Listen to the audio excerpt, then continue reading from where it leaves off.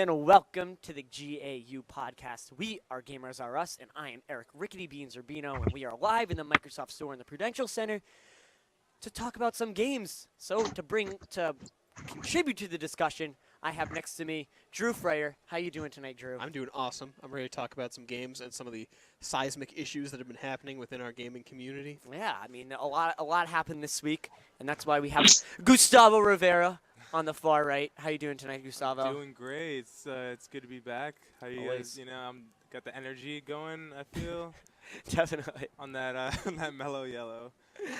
Well, we have Skyping in with us. Speaking of energy. Yeah, Yeah, our most exactly. energetic person, Alex Young. How you doing tonight, Alex? How you doing in Egypt? It's dry. I would assume. What are you up to today? What games are you playing today? Pretty much I was just playing Banished, but I would like to cede my time here largely to Jason Collins of the Brooklyn Nets, who became the first gay player in U.S. professional sports to actually be on a team. And he started last night, didn't score any points. Oh, Uh-oh. that's rough. Did you He watch got the a game at couple of least? boards. Yeah. He got a couple of boards and 5, fouled. Is he even a starter? Is he starting the? Oh no, Okay. he's just a bench player. There you go. At least he had some time in there.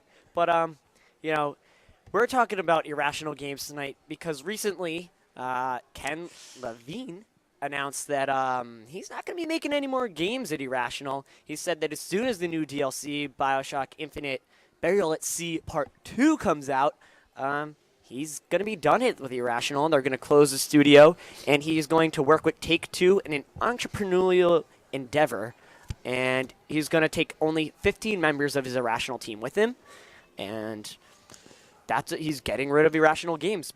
Take-Two is going to take up BioShock franchise. I don't know why they even need to keep the BioShock franchise going, but that's something we can definitely talk about. This is just another person in a long line of AAA, producing gamer producers going to do their own thing. And is this something to do with the studios? Is this something to do with they're just tired of it? He was there for 17 years. You think he would have got tired of it faster? Maybe it took that long. What are our opinions on this topic? Let's start with you, Drew. Why, Ken? Why? So- You made such amazing games, Ken. Why you gotta go off? BioShock Infinite was like the greatest thing since sliced bread. Sliced bread being, of course, BioShock 1. But, oh my God, he was doing amazing things with his large budget and his huge team, and now he's gonna go off and I guess he needs some sort of creative freedom to pursue something that we don't know about. We can't speculate about Ken's genius.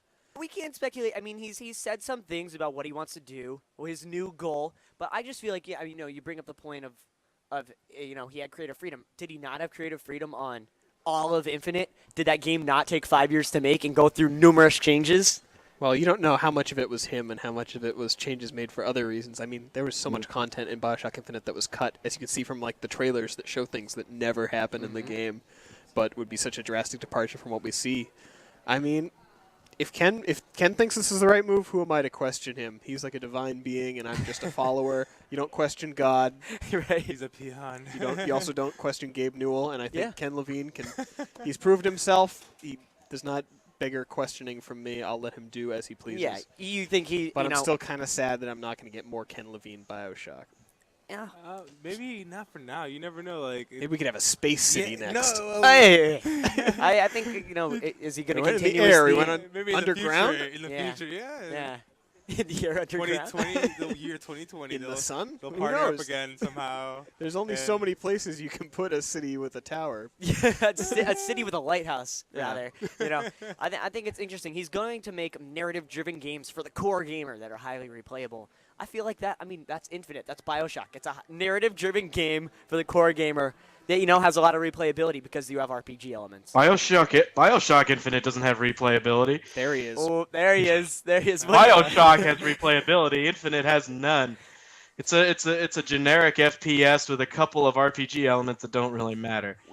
Well, let me ask you this. I know your distaste for this, but do you think that that's why he left? If I were to speculate, if I were to guess, if it were me, and I had the options that Ken Levine had, hell yeah, I would, because it's he's the kind of person that it's more about the concept really than anything else. Like, System Shock 2 wasn't made because it would be, a big giant commercial success. It was made because he had a passion for that game. Right? That's very true. And when you start something with a passion, it's going to be your best thing. He obviously liked the RPG elements. He had them in lots of his games. You kind of think that maybe. In Infinite, they were completely gutted. I mean, Yeah. in BioShock and System Shock, actually, you could really connect. You could actually connect the two, even though the gameplay was different. Well, so but that's with Infinite, they just completely axed the RPG elements just from it, just completely gutted them. Well, it's tough to have RPG elements when you're telling a story like BioShock Infinite was. I mean, RPGs, you're kind of placing yourself into the character and changing the path of how that character is going to develop. When you want to tell a story, that doesn't necessarily mesh so well with being an RPG. it doesn't. Well, with BioShock, though, BioShock was an RPG, and it was a very straightforward game that told the story at a deliberate pace. I think it actually benefited from being an RPG because you could actually have a really deliberate pace. It almost looked like there are areas in BioShock Infinite that were just forced, There And were- it Not to give spoilers, but that's kind of the purpose of BioShock Infinite. I think it definitely in a way, but you gotta believe that he wanted to make a game that was more emotional and more kind of like literature, and he kind of got forced into this. You have to sell a lot of copies of this game, or your studio's gonna shut down. He obviously had to sell a lot. Anyway. And well, he didn't. They didn't. The last time I checked the numbers, they were at like 4 million. The last news he story. shut it down. So Yeah. did he shut it down? I mean, that's well, the no one likes to question. have a gun to their head. That's the Yeah. thing. No one likes to have a gun to their head, and they don't want to hear. You know what? I don't want to be constantly on the edge of a sword, which determines, what concepts I can and cannot approach. I agree with that. I think that's definitely a strong reason to break off and start your own smaller scale operation like this. I mean, with indie games today, you can have good graphics and have good storytelling without necessarily having a huge AAA budget or a large amount of people. Well, so that's something that we can talk about because a lot of game developers are doing this, right? We have Cliffy B left Epic. We have Tim Schafer just made a game on Kickstarter with Double Fine, and we have Peter Molyneux making Goddess or Godus, whatever. But it's clearly a trend that these people want to, make their own game, get rid of this huge art style, stop spending all this money on the budget of people drawing it looking pretty. You can make a game look pretty without it being photorealistic. Yeah, you also don't even have to answer to a studio if you want to make a high-budget game. I mean, look at like Star Citizen and other projects that are crowdfunded. They've got money that's beyond anything a publisher could offer. Yeah, something along the lines of what Star Citizen's near 40 million at this point or something, like Exactly. high 30s. Wow. Jeez. Well, so the Double Fine game, Broken Age, it was asking for like 300,000, and they ended up with like 3.5 million, and because of that, they extended their budget and extended everything else, and it got good reviews, but it kind of shows that you can do stuff with a lot of money and not be funded by a certain company. Yeah, you don't have Not to answer anymore. to someone or be on a deadline, like Yeah. have the pressure of it. That's been the kind of issue for the last 10 years or so with a lot of developers. That's why you've been seeing a lot of half-assery, I would say, when it comes to the development of titles. Alex. Because they they had to kind of meld these two ideas together. Now the indie scene is so vibrant, they could just go off and do whatever the hell they want. And it's fantastic. It's a boon for gamers, and I think this kind of this exodus of great AAA talent from AAA projects might have an effect on direction of the market in the future. That's definitely a good point. What do you think, Gustavo? You're awfully quiet over there. Yeah. I feel like it's good because if they do take it to they're a smaller team, we've seen like 343. They're pretty, they still do Halo, but I feel like. Well, we say Yeah, small it doesn't- team. We don't mean 100 people. We Well, mean that's true, yeah, 15, you- 10, 3 people in a room, kind of the way Irrational started. True. you know? Yeah, like back to the indie roots. But Yeah. that'd be good because they're gonna get a lot of feedback from the forums and other people that when they put the game out, it might be greenlit, and you never know. Yeah. There's a lot of different things, like you said, that they can get crowdfunded and just get a lot of feedback from people and take this project to where it has to go. Right now, he doesn't want to work with big publishers anymore, so that just shows that he's trying to take it back to the hardcore gamers And I feel like if he implements his same styles that he's used in big titles and just takes it to like a more heartfelt approach, then I don't feel like it's gonna be a bad move in the long run. I just want to know what he's working on. Yeah, it's interesting. If he's taking a huge departure. You know, I had a theory here about this, that somehow, some way, he might be connected back with EA to do maybe the rights for another System Shock game. I think EA is the one that owns the System Shock IP. Well, he's working with Take-Two now. Well, technically Irrational was under Take-Two. Irrational is now gone, and he's working directly with them. As an entrepreneurial endeavor, it kind of sounds like he might not be completely all in on the game. Like, he might be telling people to make it. I'm thinking that with a smaller studio, you're kind of going to let them take the reins. If you have 15 people working tightly together, nobody's really kind of forced to do work. They all kind of want to do the work on the game. And I think is he affiliated already with a publisher, or is he still kind of in like initiating like a bidding war or something along those lines? He's going to be starting a smaller team with Take-Two. He says he's parting with all but 15 members of Irrational Games. There's no way to let people off, but besides financial support, the staff will have access. Other Take-Two studios will be on hand to discuss opportunities within the company. So it definitely sounds like he is going to be working with Take-Two. Well, I think it sounds like he was like the other Take-Two studios he was working with them to poach, like to move the people he wasn't going to take. Exactly. But it doesn't sound like he's actually declared any affiliation with a publisher. Well, he definitely said when he said he talked to Take-Two about the idea, they convinced him that there was no better place to pursue this new chapter than within their walls. So it sounds pretty cut and dry. It sounds pretty much like he's going to be in Take-Two, but it might be under a different name. Well, then they definitely won't get the System Shock IP because Take-Two would have to pay an arm and a leg for it. I think if he was going to stay with the Shock, he wouldn't have wrote this letter saying we're giving out BioShock I don't think to he makes Take-Two. such a drastic change if you're gonna reboot Just make a new old title. Yeah, I think this is gonna be something different.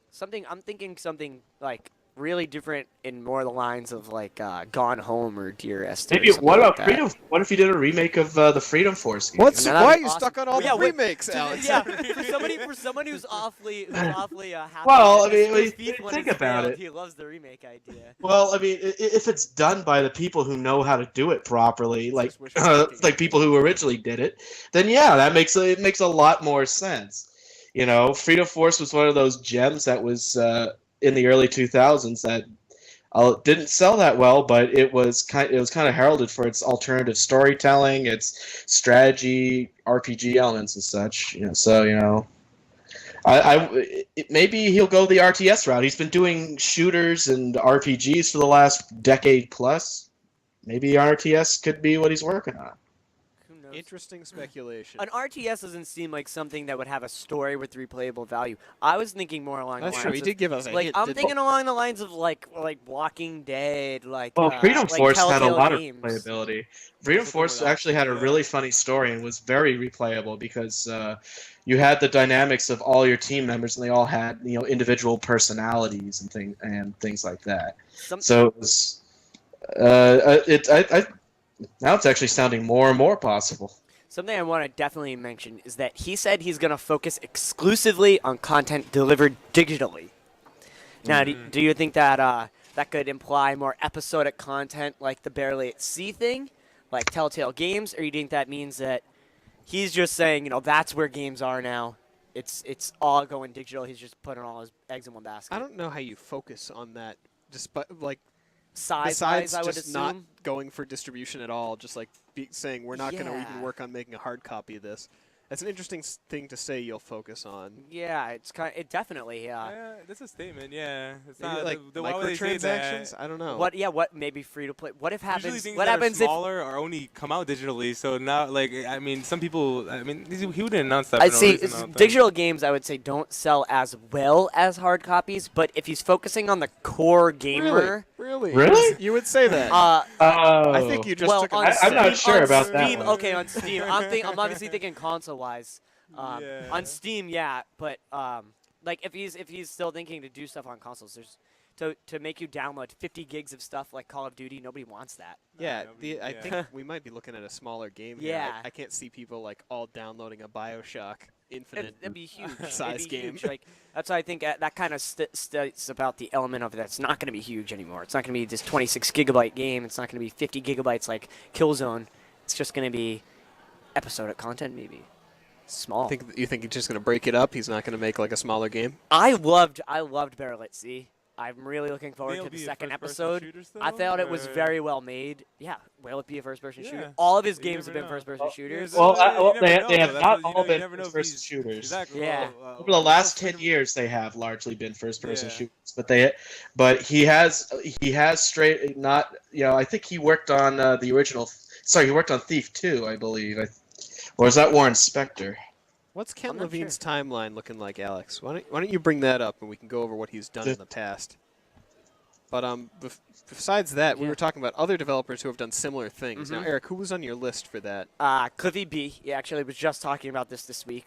Cliff Blazinski, as he probably should be referred to as. He's not a kid anymore. He's like 30 years He's not old. a rapper. He was Cliffy B Still a because dude. he started Unreal when he was like 17, and now so he was like Cliffy B, the cool edgy guy, and now he's like some old Yeah. 30-year-old guy with like a and a wife. So I'm gonna spiky call him the dog, hair, that's spiky it. hair. but he He's cool, said though. he left Epic Games, obviously Unreal and stuff like that, to pursue something for the PC for core gamers. Sounds very, very, very similar. He's kind of looking at as Alex said, he's returning to from whence he came. That's where he started, and he's gonna come right back full circle. What if all these guys are just joining the same collective? They're all just Yeah. quitting it. joining Imagine a all collective. 15 you of know them what? are- They used to do that, dude. What was it? Ion Storm and the Gathering of Developers used to be exactly that, except they made some of the worst games ever. Daikatana being one. Yeah. Uh-oh. Don't. So Oh. he did, yeah. He worked on Thief. He worked on Thief, the Dark Project, System Shock 2. He got a Golden Joystick Lifetime Achievement Award for all of his work for System Shock 2 and Bioshock. Wow, I guess Um, his life was over. And at Ken that Levine point. did do Thief, so In 2005, Levine sold Irrational Games to Take-Two, their publisher, and then most recently, in June 2013, he was confirmed to be writing the script for a film version of Logan's Run. Could they have something in common? I think we He's might got a have while just- to work on. Huh? Yeah, in 2013. what is going on there? Yeah, Crazy. that's interesting.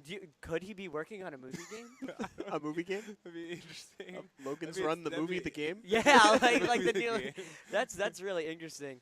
But I think it kind of states that he really is Is this looking on for Wiki? this Is this on telling. Wiki? Yeah, Oh. this is all about him telling stories. Is what he really wants.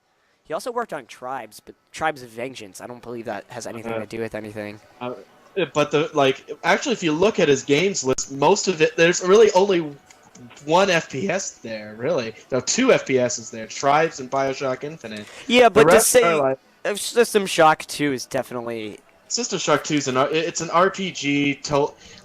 It's more actually ultra traditional RPG, like the ways they did it in the late '80s. With Like the way text White only. in first Magic person. did. Well, no, it's in first person, not in first third. person. Yeah, that's Freedom Force is a real-time tactical role-playing game. Yeah. So something like that. About like to see something superheroes, like that. and it's That'd be really cool. fun. More of that. That'd be cool. I'm okay with Let Alex Alex's talk to him idea. for an hour. It'll happen. Yeah. Let's put We Alex in don't a room with Send Ken him, Levine. send him a voice Yeah. message. They come out with a game about some Tweet 'em random about it. war in 19. It'd be a reboot of a Right. very old title that no Oh, one has yeah. played. the most obscure People are game. like, why did he do this? It's like Alex thought It'd of. be a reboot why? of Superman 64. It's because Alex thought it was a good idea, and my ideas are always gold. Well, final question before we wrap this up. Is what he's doing kind of like immoral in a way? He's firing all these people to pursue something that he wants to do himself. It's kind of selfish in a way. I definitely think I- it's a little bit selfish. mean, You go ahead. Wait, we build it up like that, bro. Like I don't know what to say now. I mean, yeah, I mean you're right, but at the same time though, like he's got to do his own thing, man. He's his own man. You He's know, his own like man. these people, this like successful people can't just be held down to one thing because other people rely on them. That's what happens too many times. Look at if we stipulate, though. MC Hammer. Look at him. Look at MC Hammer. Too many Yeah, people look at relied MC on him. MC Hammer. Well, here's the thing. Too many people relied on him, and then they took all his money. Well, he also was just Well, he bad. was spending money too much, but yeah, you see Is how Ken the Levine correlation- the MC Hammer Oh, of our video age? games. No. That would be Peter Molyneux. Alex, Here's what the- do you think? Here's the stipulation here for me.